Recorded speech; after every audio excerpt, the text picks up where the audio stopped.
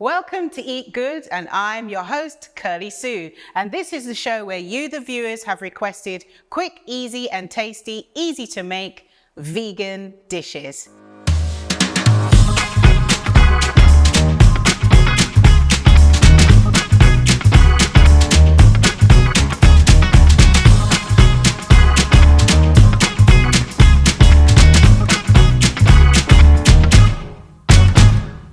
Today's dish is one of my absolute faves. It's a sweet potato roti. It's really easy to make. It's got sweet potato in it, so it kind of makes it a little less with the carbs. So here we go. So first of all, I'm going to put some gloves on because we're going to make dough. And I like to put some gloves on when we're making dough because as much as you scrub your hands, you can sometimes get things trapped under the nails and nobody wants to eat that. So I always put gloves on for this one. So for this, it's actually only 3 ingredients, and I know out there you love your 3 ingredient recipes. So you just need 1 cup of flour, plain flour, a teaspoon of baking powder, and 1 cup of mashed sweet potato. That's warm. So you can either cook them and then make it straight from that, or if you've got leftover sweet potato, you just heat it up and crush it. So we're going to put it in the bowl and we're going to just crush it with a fork like that to start with. So while we're doing that, we're going to put the pan on the stove because this is going to be quite quick. Add your flour and the baking powder. Stir that around.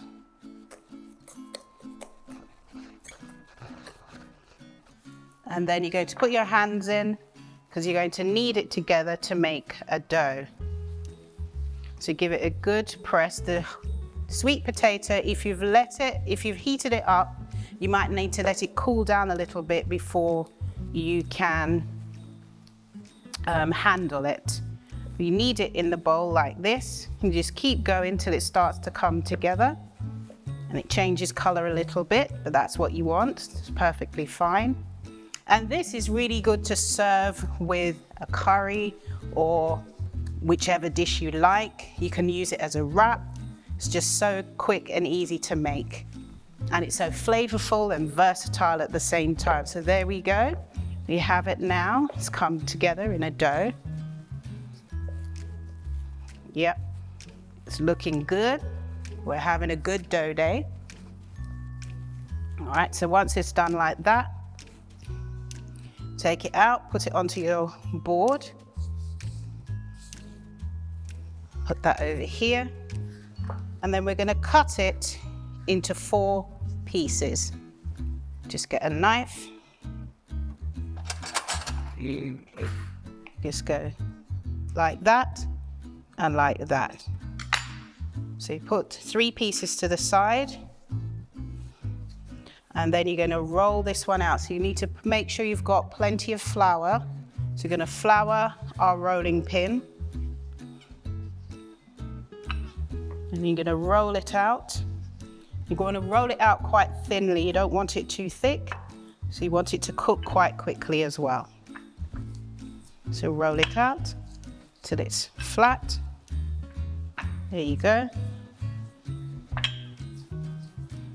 And then I've got a pan here that's heated up, and then you just brush it with a little bit of oil. You don't need too much oil, just brush it with a little bit of oil.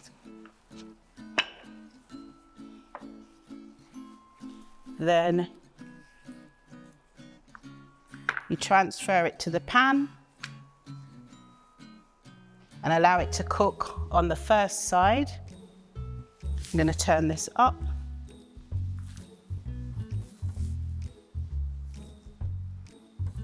Yeah.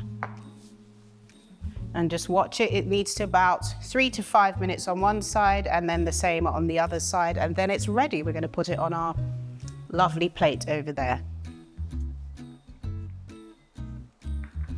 So again, this is a really good way to use up leftover sweet potato. And if you've got some extra flour, this is really good.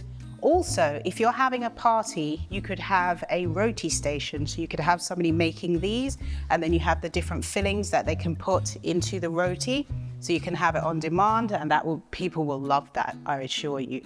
Now you see it starting to bubble a little bit. That's what you want. Those little bubbles tell you that it's cooking on the other side.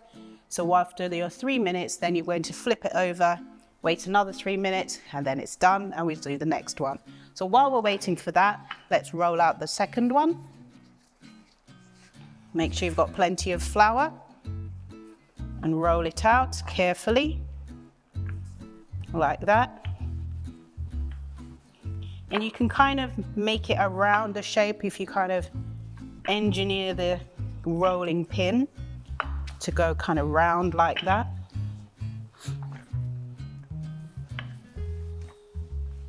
Yeah, so our second one is ready. So lift it off the board so it doesn't stick. Put the flour there so it'll stay. Perfect. Now this looks like it's ready to turn over. Perfect. Now the pan looks like it needs a little more oil. Give it a quick dab of oil.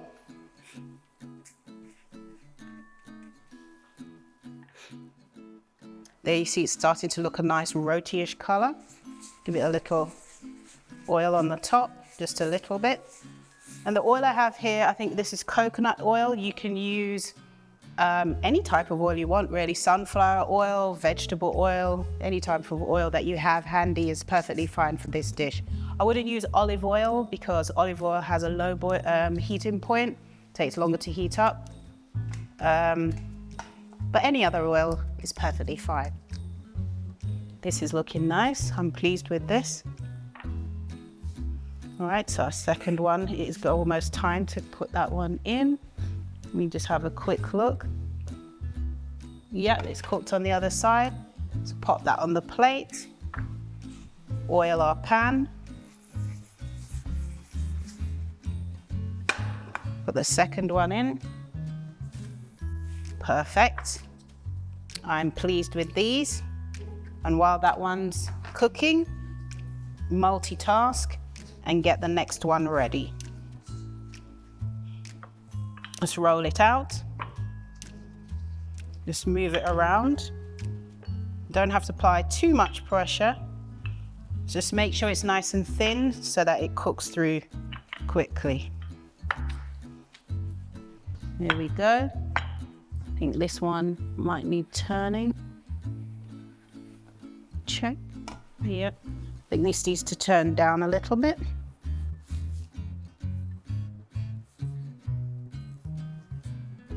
Leave that there a second.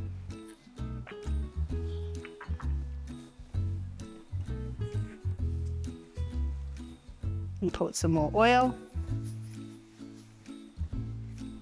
Flip it over. Add a little oil on the top.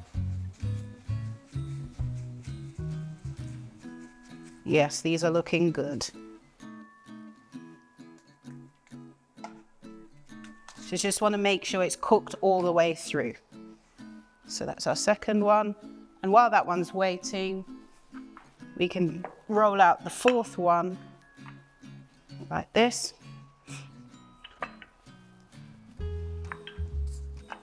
Move the knife out the way.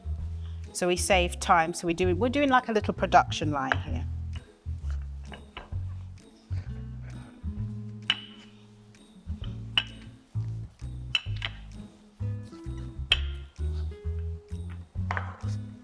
All right, that one's ready. Wonderful. And then you just keep going until you've done all 4 pieces.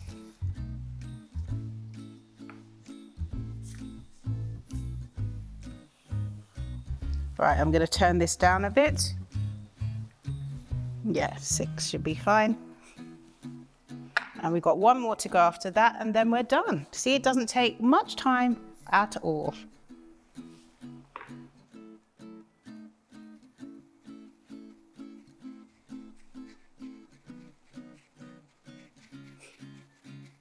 And these are something you can actually get your kids to help you with. They can help you roll out the dough, can help you cut up the dough as well. Obviously you have to supervise them because it's a hot pan, but it's a good skill to learn because everybody loves roti, don't they? Of course they do.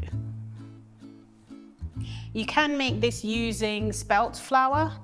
Not sure how it is with other flours like gluten-free and all that, you'd have to experiment, but for this one, it's working really well.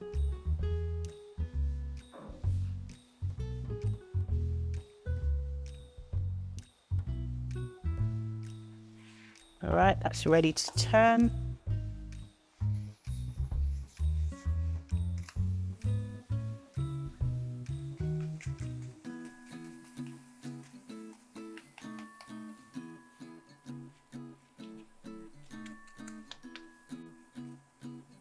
All right, and we've got one more after that, and then we're done. I think this stove is a little on the overzealous side. I'll take it down a little bit.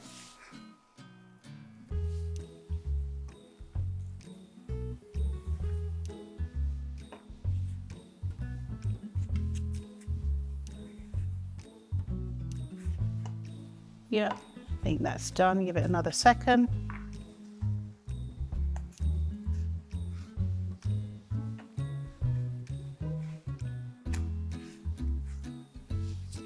I'm gonna flip it a little bit.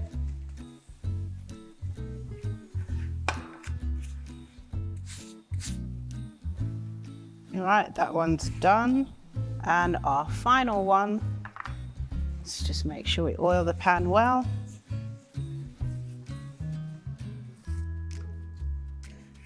And carefully put the final one on. Put some oil at the top. I usually use spray oil because that's actually gives it the oil that you need, but without too much oil going on. So you can use the spray oil as well.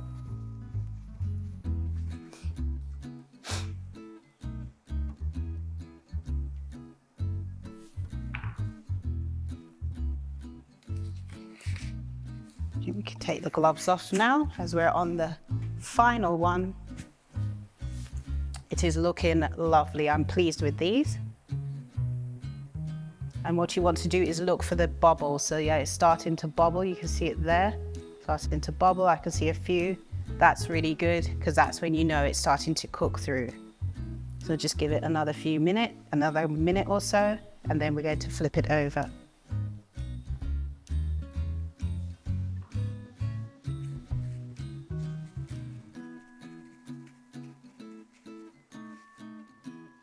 All right, let me just check. Don't want it to burn. And that's the final one.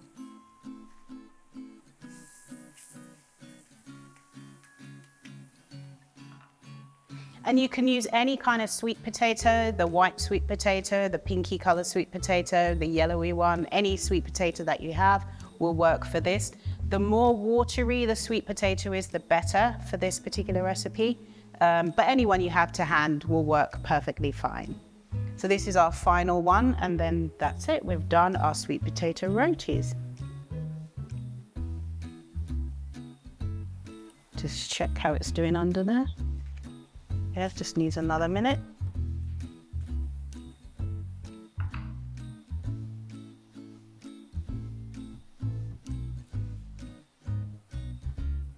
These taste super nice because I love sweet potato. I love sweet potato almost anything. You could even try the purple sweet potato. So those are really nice. If you've got purple sweet potato, you could, I mean, obviously it will change the color a bit, but that's perfectly fine. So you can try the purple sweet potato with this as well, and I think that will work really well. There you go. And that's our final roti. And that's how you make sweet potato roti.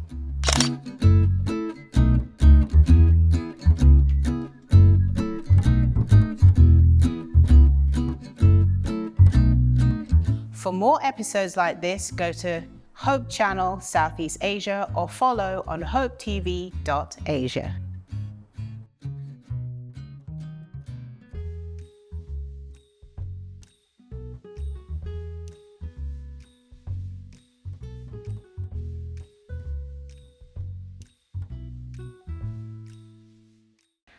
For me, vegan diet would be one of the best options. I think that is the healthier option for us.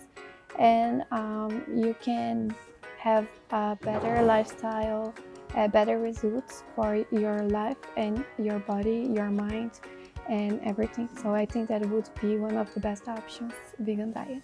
I have tried to be vegan. Maybe I didn't choose that option for real, but I tried it for a month before, and I had really good results for my body, my mind, and I would feel, I saw that when I was trying to avoid some dairy foods, for example, I would automatically cut sugar and other things that would come, even that you as a vegan, maybe you eat sugar, but would eat less. So for me, I had really good results, but I didn't took it longer because for me the most difficult part would be the social part. So every time that I would visit some friends, they maybe wouldn't have option for me. So I just kept being vegetarian. So I am vegetarian for 8 years. I have been vegetarian for 8 years, and I choose to be vegetarian, not vegan. Hi Susan, so I have a question for you. How can we make vegan dishes more tasty? Because I had many occasions that I have been in weddings or some friend's house, and the dish would look perfect, would look really nice, but when we would try that, were not that tasty. So could you help me with this? Thank you so much for answering this. And now we've come again to the viewers' question section, where you, the viewers, have sent in some really great questions, and there's so many of them, but feel free to keep them coming in via my social media, via Instagram or YouTube, and I will answer as many of them as I possibly can. Today's question is, how can I make my vegan dishes taste better? So there's a number of ways, and it kind of depends on what you mean by taste better, but one of the things why I feel people's vegan dishes don't taste as it should or how they want it to is because the attention they would give in terms of herbs and spices and so forth that they would give to a meat or fish dish, they tend to think because it's vegan that it doesn't need any seasonings, it doesn't need any herbs, you know, you just add some, I don't know what they add. But you have to always think of the flavor palette. Now, vegan food varies across the world. So you think of what sort of spices do you usually use when you're making meat or fish? Because not all, but the majority of spices are suitable for vegan. And the same for herbs. I would say almost every single herb I've ever heard of is suitable for vegan. So if you're using that to flavor your dishes, that will make a big difference. But also think of the different textures. Think of the textures that you like. Because for me, I eat tofu, not a lot, but I do have tofu. Now, if the tofu tastes in that sort of jellyish type, the soft tofu, if it has that texture that you see when you buy it, I don't like it. But if it's the more crumbly one, I like it. And if it's done Asian style, where it's kind of crispy on the outside and soft in the inside, I love it. So for me, it depends on the texture that will affect whether I like the dish or not. So you have to look at flavor, and you have to look at texture, and also presentation as well. I think it's important to make sure that people eat with their eyes as well as their taste buds. Now, moving on to desserts. Sometimes people make really boring desserts. You know, we'll have some fruit salad and they don't even pick the nicest fruits. They pick the most boring ones that no one wants. And that's not really flavorful. It's just there, nothing much to it. So think of what can I do to make it nicer? So one of the dishes I do is I make a strawberry shortcake, my version. So I've made some shortbread biscuits, big ones, and I have one on the bottom, one on the top, fresh strawberries in the middle, and vegan squirt cream. And you have that kind of like a sandwich, dust it with a little icing sugar on top, and it tastes lovely. So you have to think of the flavors that you've grown up and that you're used to, and you may not get them exactly, but you might have to find some new loves, some new things. But try to always think of flavor, texture, and presentation, and that will help a lot. If you're really struggling and your skills with regards to vegan cooking are rather basic, think about taking a cooking course. That might help you as well. And I think it's important to have some nice cookbooks. There's a cookbook based on this series called Eat Good. You can get a copy of that. Or just get a collection of different cookbooks and select your favorite recipes and then use that to build up your bank of vegan recipes that you like.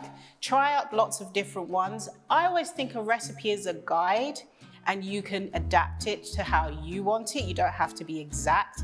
Apart from in baking, baking is a science, so don't mess it up with the flour and the baking powder. But you can, tweak the flavor. So the main thing is to make sure that you have a collection of different recipes that you like and keep those in a folder so that you can refer back to it. So that's the main thing. To make your food taste better, you have to kind of put a little bit of effort into it. So a vegan chef, I've got, I don't know how many cookbooks, and I always look at it to get inspiration, to see how do they do that, how do they do this. I watch videos, I do a lot of research, but that's what I do as a profession. But if you want to eat well and keep it plant-based, it's about going on your plant-based journey and learning and growing more and feeling more confident in the kitchen. Start with simple dishes and then build as you go along, and you'll be surprised what is it that you can do. For the cookbook based on this series, go to Amazon, anywhere you are in the world, and you'll be able to get a copy. You have been watching Eat Good. Thank you so much for watching. See you next time. Bye.